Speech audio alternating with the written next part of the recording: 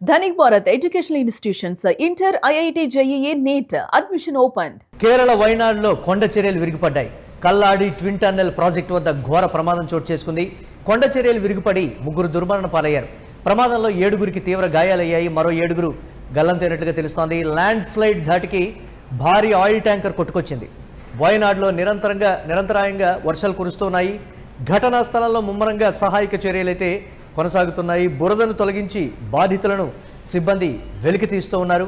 ఒకసారి వయనాడులో జరిగినటువంటి ఘోర ప్రమాదానికి సంబంధించినటువంటి విజువల్ని చూద్దాం.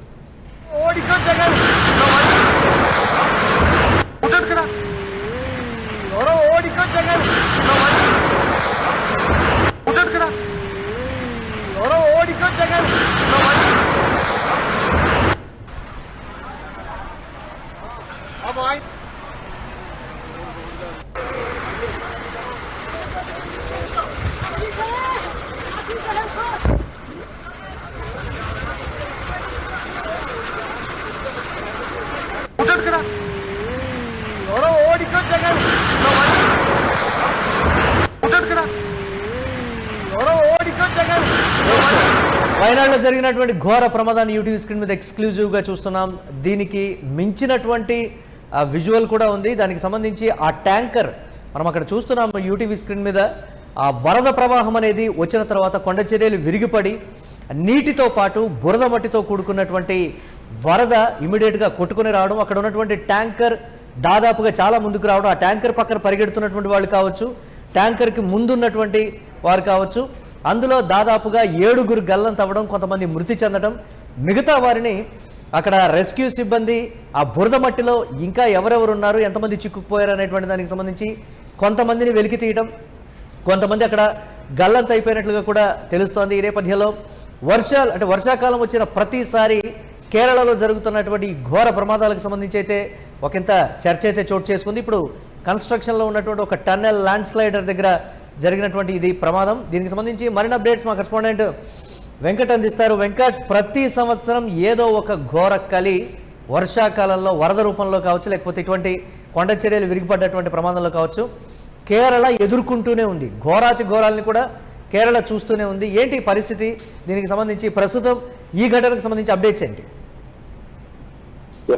మురళి, మనం అంటే కేరళ అనగానే కొంచెం ప్రకృతి విపత్తులకు కేంద్రంగా చూస్తూ ఉంటాం. గత ఏడాది కానీ ఇప్పుడు కానీ చూసుకుంటే కేరళలో పెద్ద ఎత్తున వాయనాడు ప్రాంతంలో కానీ, లేదంటే మరికొన్ని కీలక ఆలప్పుజ కానీ ఇట్లా కొన్ని కీలక ప్రాంతాల్లో పెద్ద ఎత్తున ఈ ప్రకృతి విపత్తులు రావడం, దీనివల్ల అంటే ప్రజలు కానీ లేదంటే అక్కడ ఉన్నటువంటి ఆస్తి నష్టం, ప్రాణ నష్టం ఇవన్నీ కూడా పెద్ద ఎత్తున జరిగినటువంటి పరిస్థితి మనం చూసాం. అయితే ఇక ఈ సంవత్సరం వచ్చినటువంటి అంటే ఇప్పుడు కురుస్తున్నటువంటి వర్షాలు కానీ, అక్కడ కొండ చర్యలు విరిగిపడటం కానీ ఇవన్నీ కూడా మరింత ఆందోళన కలిగిస్తున్నటువంటి పరిస్థితి ఉంది. ఇక్కడ అంటే తమిళనాడుకు దగ్గరగా ఉండేటువంటి వాయనాడు, ఊటీకి దగ్గరగా ఉండేటువంటి నీలగిరి జిల్లాకు దగ్గరగా ఉండేటువంటి వాయనాడులో పరిస్థితి కాస్త ఆందోళన కలిగిస్తుంది. కాస్త కాదు, చాలా తీవ్రంగా ఆందోళన కలిగిస్తుంది అనే విషయాన్ని అయితే మనం స్పష్టంగా అర్థం చేసుకోవచ్చు. భారీ వర్షాల కారణంగా విరిగి పడుతున్నటువంటి కొండ చర్యల కారణంగా పెద్ద ఎత్తున ఆ ప్రాంతంలో అంటే కొత్తగా నిర్మాణాలు చేపడుతున్నటువంటి కానీ, లేదంటే నివాసాలు కానీ ఇవన్నీ కూడా కొట్టుకుపోతున్నటువంటి పరిస్థితి, ధ్వంసం అవుతున్నటువంటి పరిస్థితి, అలాగే పలువురు ప్రాణాలు కూడా కోల్పోయినటువంటి పరిస్థితి. రాబోయే 4-5 రోజుల్లో ఇంకా కేరళలో భారీ వర్షాలు కురిసేటువంటి అవకాశం ఉంది అనేటువంటి వార్తలు కూడా వస్తున్నటువంటి పరిస్థితి. అలాగే ఆ తర్వాత తమిళనాడుకు కూడా పెద్ద ఎత్తున ముప్పు పొంచి ఉంది అనేటువంటి ప్రచారం కూడా జరుగుతోంది. అలాగే మరికొన్ని కీలక అంటే ఇప్పుడు మనం చూస్తున్నాం అంటే తెలుగు రాష్ట్రాలు తప్ప ఇక మహారాష్ట్ర కానీ లేదంటే కర్ణాటకలో కూడా విస్తారంగా వర్షాలు కురుస్తున్నటువంటి పరిస్థితి ఉంది. అలాగే ఇటు కేరళలో కూడా తమిళనాడులో కొన్ని ప్రాంతాల్లో మినహా మిగిలిన ప్రాంతాల్లో కూడా వర్షాలు పడుతున్నాయి. అయితే ఇట్లా ముఖ్యంగా నీలగిరి జిల్లా కానీ, తమిళనాడులో ఉన్నటువంటి నీలగిరి జిల్లా కానీ, ఇటు వాయనాడు జిల్లాకు సంబంధించి కానీ పెద్ద ఎత్తున ఆందోళనకరమైనటువంటి పరిస్థితులు నెలకొన్నాయి. దీంతో కేంద్ర బలగాలు కూడా అంటే కేంద్ర ప్రభుత్వానికి సంబంధించి ఎన్డీఆర్ఎఫ్ కానీ, అలాగే రాష్ట్రానికి సంబంధించి ఎస్టీఆర్ఎఫ్ కానీ ఇవన్నీ కూడా మోహరించినటువంటి పరిస్థితి ఉంది. అయితే ఇక రాష్ట్ర ప్రభుత్వం, కొత్తగా ఏర్పడినటువంటి కాంగ్రెస్ ప్రభుత్వం ఇప్పటికే కేంద్ర ప్రభుత్వ సహాయం కూడా కోరినట్లుగా కూడా తెలుస్తోంది. అవసరమైతే గతంలో వచ్చినట్టుగా ఆర్మీ బృందాలను కూడా రంగంలోకి దించాలి. గతంలో మనం చూసాం 2024-25 ప్రాంతంలో ఆర్మీని కూడా రంగంలోకి దించి ధ్వంసమైనటువంటి పెద్ద ఎత్తున అక్కడ నాశనమైనటువంటి బ్రిడ్జిలు కానీ లేదంటే వీటన్నింటినీ కూడా కొంత అంటే యుద్ధ ప్రాతిపదికన నిర్మించినటువంటి పరిస్థితి కూడా మనం చూసాం. కాబట్టి ఇప్పుడు అటువంటి పరిస్థితులే మళ్ళీ కనపడుతున్నాయి. రాబోయే వారం రోజులు కేరళకు అత్యంత కీలకం అనేటువంటిది అటు వాతావరణ శాఖ కూడా చెప్తున్నటువంటి పరిస్థితి. దీనితో చాలా వరకు కూడా కొండ ప్రాంతాల్లో అంటే మనం కేరళ వెళ్ళి చూస్తే చాలా వరకు కూడా ఘాట్ రోడ్ల పక్కన ఇప్పుడు ఘాట్ రోడ్లోనే చాలా మంది నివసిస్తూ ఉంటారు. అక్కడ చాలా వరకు కూడా ఇల్లు ఎంత ఎత్తులో కట్టుకుంటే అంత మంచిది, అంటే అంత సేఫ్ గా ఉంటాం అనేటువంటి ఫీలింగ్ లో కూడా చాలా వరకు కూడా ప్రజలు ఉంటూ ఉంటారు. కాబట్టి ఇదే ఇప్పుడు అక్కడ కేరళలో కూడా కొంత ఇబ్బందికరమైనటువంటి పరిస్థితి తీసుకొచ్చింది అనేటువంటి మాట కూడా వినపడుతోంది. ఇక ఎక్కడెక్కడైతే భారీ వర్షాలు ఉన్నాయో ఆయా ప్రాంతాల్లో ఉన్నటువంటి ప్రజలను అలాగే ఇటు పశు సంపదను కానీ వీటన్నింటినీ కూడా పెద్ద ఎత్తున సురక్షిత ప్రాంతాలకు రాష్ట్ర ప్రభుత్వం తరలించేటువంటి చర్యలు కూడా చేపట్టింది. అంటే అధికారులు ఐడెంటిఫై చేయడంలో విఫలమయ్యారా, లేకపోతే ఎందుకు ఈ పరిస్థితి అనేది కూడా ప్రధానంగా వినిపిస్తున్నటువంటి ప్రశ్న.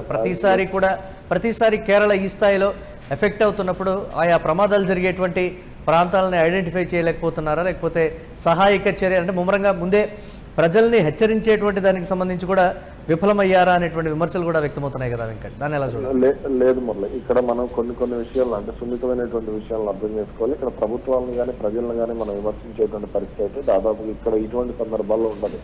ఎందుకనంటే మన గతంలో ఉత్తరాఖండ్ వరదలు కానీ లేదంటే ఈ గత ఏడాది మన మనాలి ప్రాంతంలో వచ్చినటువంటి అంటే ఉత్తరాఖండ్ లో కానీ లేదంటే ఇటు హిమాచల్ ప్రదేశ్ లో కానీ అటు జమ్మూ కాశ్మీర్ లో కానీ వచ్చినటువంటి వరదలు చూస్తే ఇదంతా కూడా వెస్ట్రన్ డిస్టర్బెన్స్ వల్ల క్లౌడ్ బరస్ట్ లాగా ఏర్పడేటువంటి పరిస్థితి ఉంటుంది. అటువంటి పరిస్థితుల్లో ఆ వర్షాలు ఒక్కసారిగా భారీగా కురవడం, ముఖ్యంగా ఇప్పుడు మనం కేరళ చూసుకుంటే ఘాట్ జోన్ కంట్రీ, అక్కడ మొత్తం కూడా పచ్చదనం అంతా అడవులు ఇవన్నీ కూడా పెద్ద ఎత్తున ఉండేటువంటి పరిస్థితి ఉంటుంది. కాబట్టి అక్కడ వర్షాలు కురిస్తే ఒక్కసారిగా భారీ వర్షం కురవడం, దానివల్ల ఈ కొండ చర్యలు ఇప్పుడు వర్షం క్లౌడ్ బరస్ట్ వచ్చినప్పుడు వర్షం ఎక్కడ పడుతుంది అనేటువంటి అంచనా వేయటం కూడా కొంత కష్టంగానే ఉంటుంది.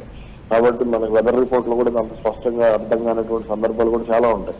కాబట్టి ఇప్పుడు అక్కడ ఈ వర్షం పడినప్పుడు కొండ చర్యలు ఎప్పటి వరకు పటిష్టంగా ఉన్నాయి, టెస్ట్ ఇవన్నీ కూడా కూలేటువంటి అవకాశం లేదు అనేటువంటిది భావించినప్పటికీ కూడా వర్షం తీవ్రత కారణంగా పైనుంచి ఒక రాయి పడితే మిగిలిన దాని మొత్తం కూడా కొన్ని చెట్లు కూలిపోవడం, ఆ తర్వాత నుంచి కూడా అది చాలా వేగంగా జరుగుతూ ఉంటుంది. కేరళలో మీరు చూసుకుంటే చాలా వరకు కూడా ప్రజలందరూ కూడా కొండ ప్రాంతాల్లోనే నివసిస్తూ ఉంటారు. కాబట్టి అది ఇక్కడ నష్టం అనేది ఎక్కువగా ఉంటుంది.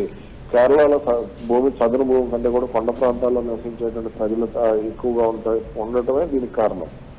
Yes right, thanks for updates Venkat. ఇక కేరళ వైనాడులో కొండ చర్యలు విరిగిపడ్డాయి. యూటీవీ స్క్రీన్ మీద ఎక్స్క్లూజివ్గా చూస్తూ ఉన్నాం. కల్లాడి ట్విన్ టన్నెల్ ప్రాజెక్టు వద్ద ఈ ప్రమాదం చోటు చేసుకుంది. కొండ చర్యలు విరిగిపడి 3 దుర్మరణం పాలయ్యారు. ప్రమాదంలో 7గురికి తీవ్ర గాయాలయ్యాయి. మరో 7గురు గల్లంతైనట్లుగా తెలుస్తోంది. ల్యాండ్ స్లైడ్ ధాటికి భారీ ఆయిల్ ట్యాంకర్ కొట్టుకొచ్చింది. వయనాడులో నిరంతరాయంగా వర్షాలు కురుస్తున్నాయి. ఘటనా స్థలంలో ముమ్మరంగా సహాయక చర్యలు అయితే కొనసాగుతున్నాయి. బురదను తొలగించి బాధితులను సిబ్బంది వెలికి తీస్తూ ఉన్నారు.